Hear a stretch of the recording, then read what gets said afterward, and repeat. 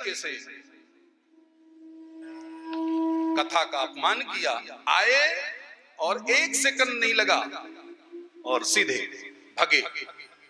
तो हमने व्यासपीठ से उनको छोड़ा नहीं, लेकिन जहां मैं अच्छा स्वरूप देखता हूं तो सच बताऊं ऐसा लगता है कि गले लगा लो साहब। आप सबको गले लगाने का मन करता है, क्योंकि कितनी कठिनाई में बैठ करके आप कथा सुन रहे हो, कितनी कठिनाई। मुझे पता है आप सब संपन्न घरों से हैं, आप लोग सुख सुविधा में रहने वाले लोग हैं, लेकिन कितनी कठिनाई पूर्वक आप लोग कथा सुन रहे हैं। अब मैं इतना बड़ा आदमी तो हूं नहीं, ना मैं इतना कोई संपन्न संत हूं, नहीं तो लगता है आपको क्या दे दे साहब, क्या दे दे। तो मेरे पास तो कुछ नहीं है, बस व्यासपीठ से मेरी आप सबके लिए, जितने लोग यहां बैठे हैं और जितने लोग, देखो जितने तुम कथा सुन रहे हो ना, इससे 4 गुना लोग यूट्यूब में सुन रहे हो। हमारे भोपाल में ऋषिराज टेलीविजन को खोलकर ऐसे हाथ जोड़ पूरी कथा सुने, मेरे को वीडियो भेजा और हमसे मजाक में कहा कि कथा में तो बड़ा आनंद आता है, लेकिन प्रसाद नहीं मिलता। यूट्यूब में आनंद तो आता है, लेकिन जब प्रसाद वितरण होता है तब प्रसाद नहीं मिलता। बहुत लोग इस कथा को सुन रहे हैं साहब, बहुत लोग सुन रहे हैं। एक बार जो विज्ञान के माध्यम से अपने अपने शहरों में बैठकर कथा सुन रहे हैं, उन श्रोताओं को भी मेरी व्यासपीठ बहुत बहुत बधाई। बहुत भगवान आप सबको खुश रखे, प्रसन्न रखे। वाह रे सुदामा, कभी सोचे नहीं थे कि मेरा मित्र कृष्ण मुझको गले लगाए। भगवान ने गले लगाए, आंखों से आंसू इतने बहाए कि सुदामा का पाद प्रक्षालन हो गया। मित्र, ये कैसी दशा बनाया है? सुदामा ने कहा, क्या दशा? अच्छा हूं, ये शरीर की दशा है, आत्मा की दशा मेरी बहुत अच्छी है मित्र, मैं बहुत खुश हूं। खूब भगवान ने सुदामा जी का सत्कार किया। सुदामा जी को भगवान ने अपने पर्यंक में बिठाया। पर्यंक माने बिस्तर। भगवान अपने पर्यंक में बिठाकर और मित्र से कहा, मित्र इसी प्रसाद की मुझे भूख थी, लाओ सुदामा, मैं बहुत भूखा हूं। भगवान ने अपने हाथ से उस पोटली को खोला है, मित्र का प्रसाद चावल।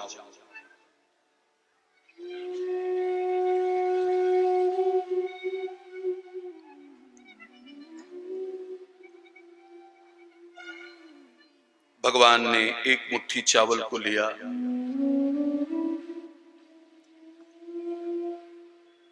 बंधु याद रखना, चावल में लक्ष्मी का वास होता है।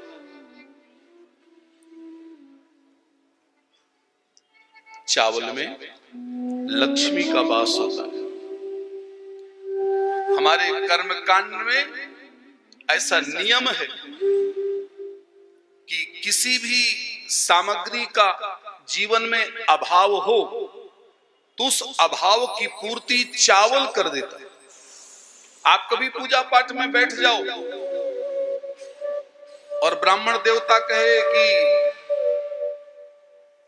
भगवान गणेश जी को माला चढ़ाओ, अब आपने पूजा सामग्री में देखी तो माला कहीं है ही नहीं, और ब्राह्मण देवता कह रहे हैं कि माला चढ़ाइए, तो बंधु हमारे कर्मकांड का नियम है कि यदि पूजा की सामग्री में माला नहीं है तो आप चावल चढ़ा करके माला की पूर्ति कर सकते हैं।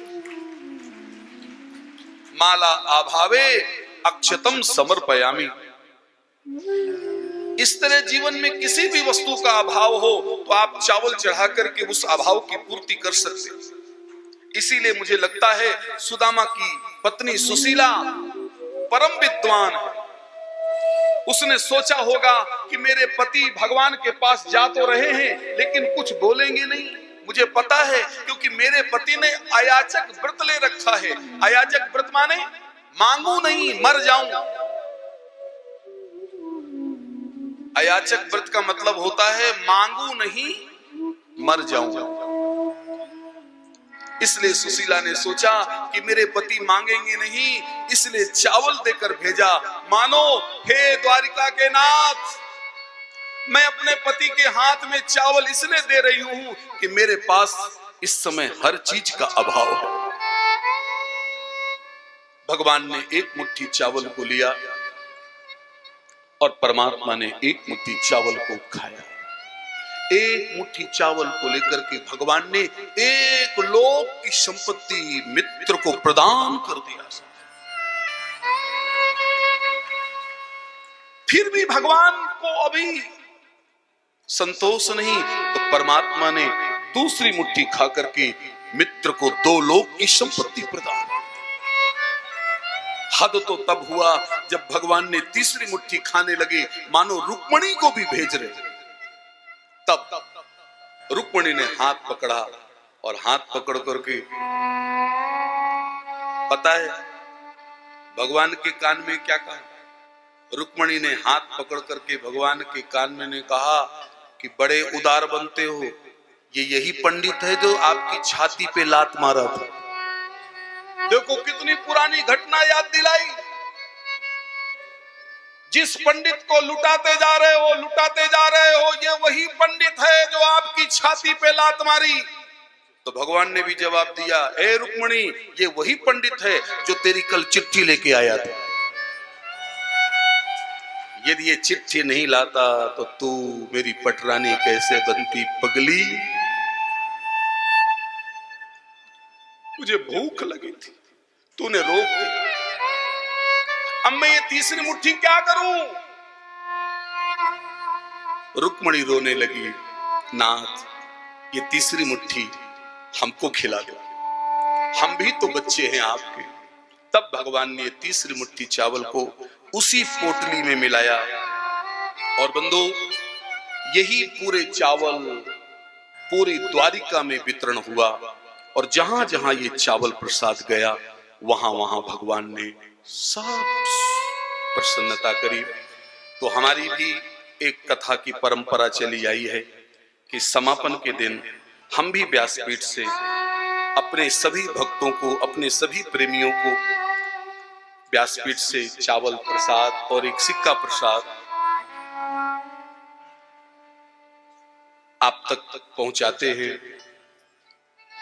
आप लोग पूरी श्रद्धा के साथ व्यासपीठ से ये प्रसाद लेकर जाइएगा। हम आपको वचन देते हैं, व्यासपीठ में इतनी ताकत है कि यदि व्यासपीठ का प्रसाद आप श्रद्धा से लेके जाएंगे तो जैसे भगवान ने सुदामा जी के ऊपर कृपा करी है, ऐसे भगवान हमारे भी जीवन में कृपा करें। हमारे भी जीवन की कोई समस्या हो, हमारे भी जीवन में कोई तकलीफ हो, तो हे ठाकुर जी आप हमारी भी रक्षा करें। तो ठीक 6 के आसपास कथा विश्राम हो जाएगी और फिर सबको हम प्रसाद देंगे। आज तो कई प्रसाद वितरण है। चावल प्रसाद के साथ साथ हमारे भैया महेंद्र जी ने आंग्ल नववर्ष के कैलेंडर छपा कर रखा है। आज सभी के हाथ में वो आंग्ल नववर्ष के कैलेंडर भी पहुंचेंगे, चावल प्रसाद भी पहुंचेगा, बांसुरी प्रसाद, बहुत ढेर सारी प्रसाद की व्यवस्था आज यहां से रखी गई है। श्रोताओं की संख्या ज्यादा है और देने वाले हाथ कितने हैं और लेने वाले 2 दो लेने वाले सहस्त्र शीर्षा पुरुषः। तो मैंने एक दिन आपसे कहा था कि जितने सीधे आप दिख रहे हो उतने हो नहीं। प्रसाद में बहुत खलबली मचती है, आवाज तो भारी संख्या है, और उस संख्या के साथ साथ आज मेरी प्रतिज्ञा भी है कि हर हाथ में प्रसाद चाहिए, चाहे 10 बज जाए। इसलिए आज कथा को जल्दी करेंगे। तो यदि आप सब पहले आयोजक परिवार को प्रसाद ले लेने दीजिएगा। हमारे कथा में आज जो हमारे अतिथि आए हैं उन सबको आप प्रसाद पहले स्वीकार कर लेने दीजिएगा। जो वृद्ध माताएं हैं पहले उनको प्रसाद स्वीकार कर लेने, और फिर हर श्रोता को यहां से हम खुद व्यासपीठ से अपने हाथ से सबको प्रसाद देंगे। आप उस प्रसाद को जरूर स्वीकार करें। आओ, थोड़ी सी कथा शेष और रह गई है। अब ये प्रसंग मैं नहीं सुनाऊंगा, अपितु हमारे आदरणीय विवेक अग्रवाल जी को ये प्रसंग बहुत अच्छा लगता है, कुरुक्षेत्र का।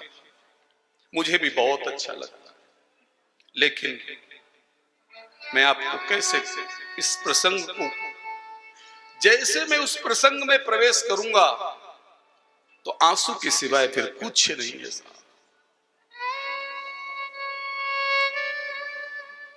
ये जो मेरे सामने पोथी खुली है, और पोथी में अथई कदा द्वारवत्याम वसतो रामकृष्णयोः सूर्यो पराग सुमहान आसीत कल्पक्षय यथा। जब राधा रानी 100 साल बाद भगवान से मिलती है, जब मां यशोदा 100 साल बाद अपने पुत्र कृष्ण से मिलती है,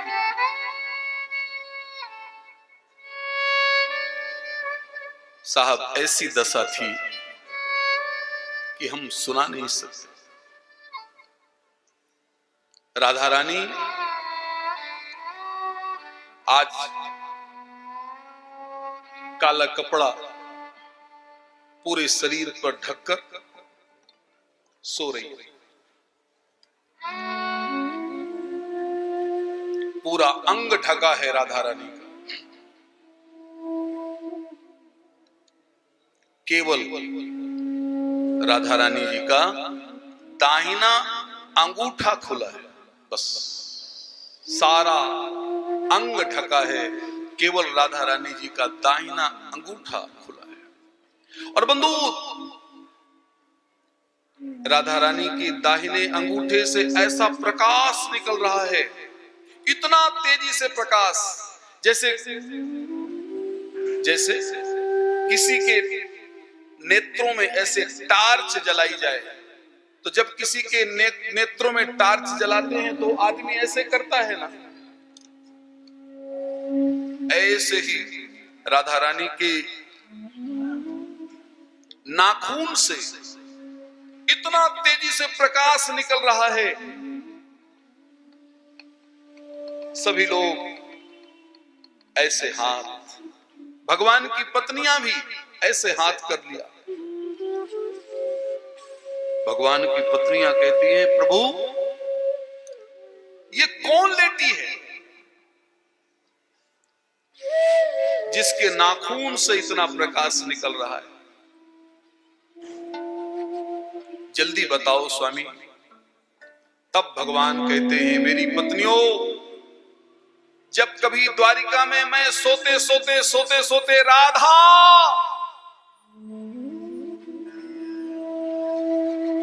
राधा जी का नाम लेकर के आवाज देता था, तो तुम मुझसे पूछती थी ये कौन सी लड़की है, कौन सी कन्या है जो आपको रात को सोने भी नहीं दे रही? मेरी पत्नियों, मेरी पटरानियों, मैं आज बताना चाहता हूं कि ये वही राधा है जिसके बिना मैं जीवित नहीं हूं।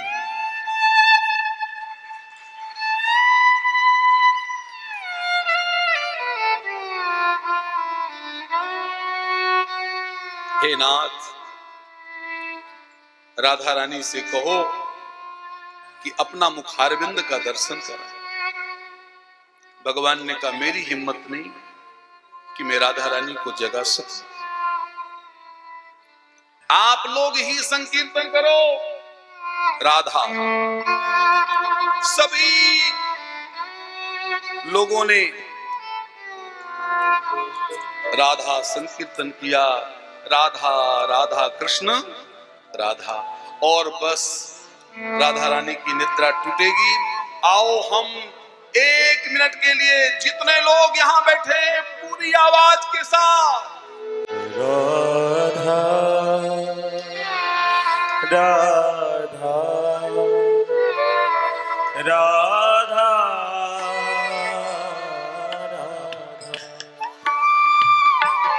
राधा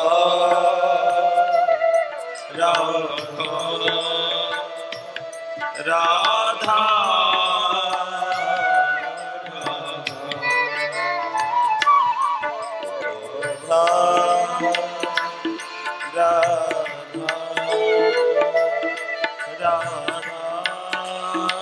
राधा राधा राधा कृष्ण राधा राधा राधा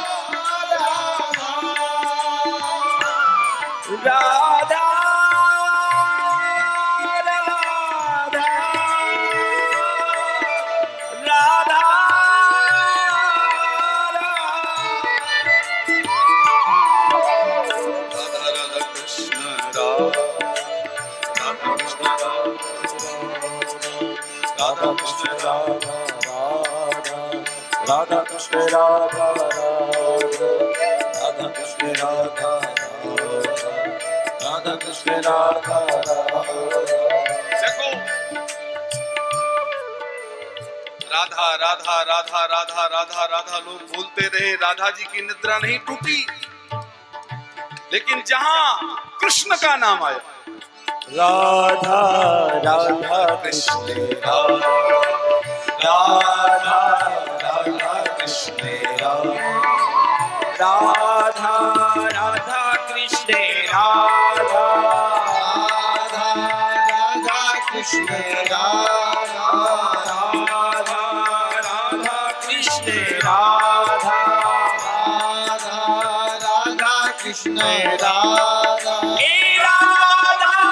राधा कृष्ण राधा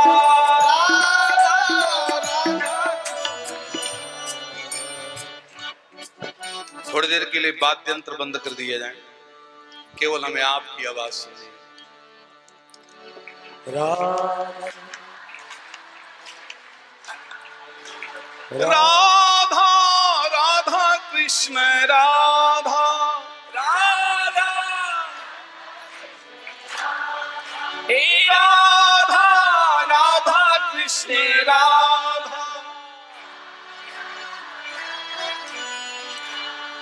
वो राधा राधा कृष्ण राधा राधा राधा कृष्ण राधा राधा राधा कृष्ण राधा राधा राधा कृष्ण राधा राधा राधा कृष्ण राधा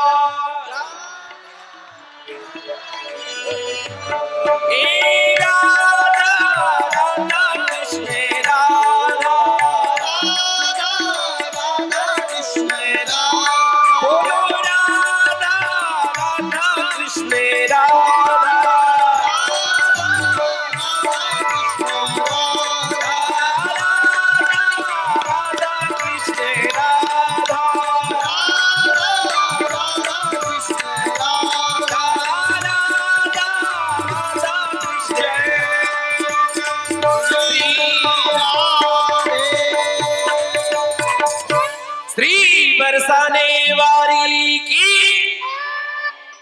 आज 100 साल बाद, कितने साल बाद? 100 साल बाद राधा रानी की मुलाकात भगवान से हुई। बंधु, 2 साल का वियोग, 3 साल का वियोग, 5 साल के वियोग में हम परेशान हो जाते। यहां तो राधा रानी ने 100 साल का वियोग सहन किया है। ये मार्ग बहुत कठिन है, इसमें संयोग में भी आनंद है और संयोग से ज्यादा वियोग में आनंद है।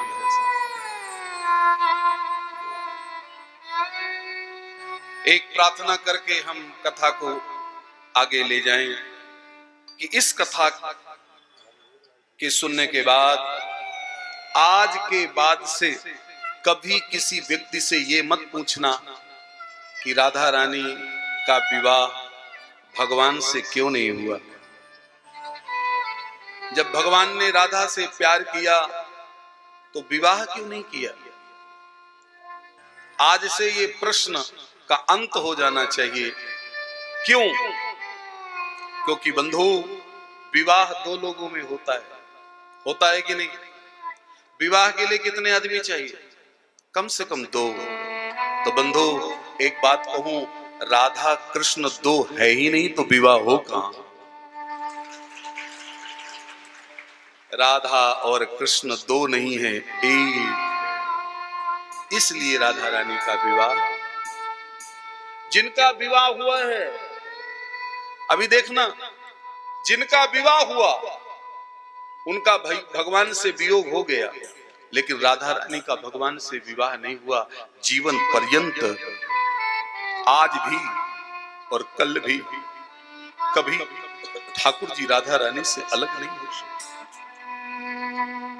राधा भगवान की आह्लाद शक्ति है।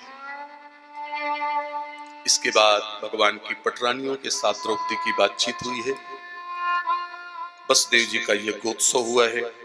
श्री भगवान के द्वारा वसुदेव जी को ब्रह्म ज्ञान उपदेश और देवकी के 6 पुत्रों को भगवान वापस लौटा करके लाए। देखो लो, वायरे कन्हैया अपने सगे भांजे अभिमन्यु को नहीं बचा पाए और देवकी के मरे हुए 6 पुत्रों को वापस लौटा करके ले आए। अब बताओ, इसको क्या कहोगे आप? अपने इकलौते भांजे अभिमन्यु को नहीं बचा पाए और देवकी के मरे हुए 6 पुत्रों को वापस लौटा दिया। बंधु, याद रखना, प्रारब्ध सबको भोगना है। प्रारब्ध की रची हुई विपत्तियों को सबको भोगना पड़ेगा और भोग लेना भी चाहिए। सुभद्रा हरण, भगवान का मिथिलापुरी में जाना, राजा जनक और सुरदेव ब्राह्मण के यहां एक साथ भोजन करना, और इसके बाद वेदस्तुति। अब समापन है ना, तो वेदों ने भगवान की स्तुति करी। जय जय जय जामजीत दोष ग्रवीत गुणा तौमासी यदात्मना समबरुद्ध समस्त आग जगदोक साम खिल सत बबूधक ते कोचिद जयात्मना चचर तो नुचरे निगमा। जय जय सदा परिपूर्ण देव दया निधे माया हरो। यह जीव है असमर्थ, इसमें शक्ति संचारित कर। हम आदि मध्य तथांत में यश आपका गाती रहे।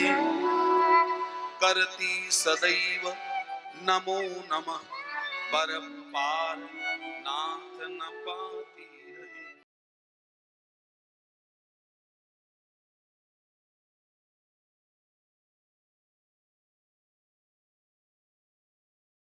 आनंद टीवी से जुड़ने के लिए आप हमें व्हाट्सएप करें 9277395752 पर।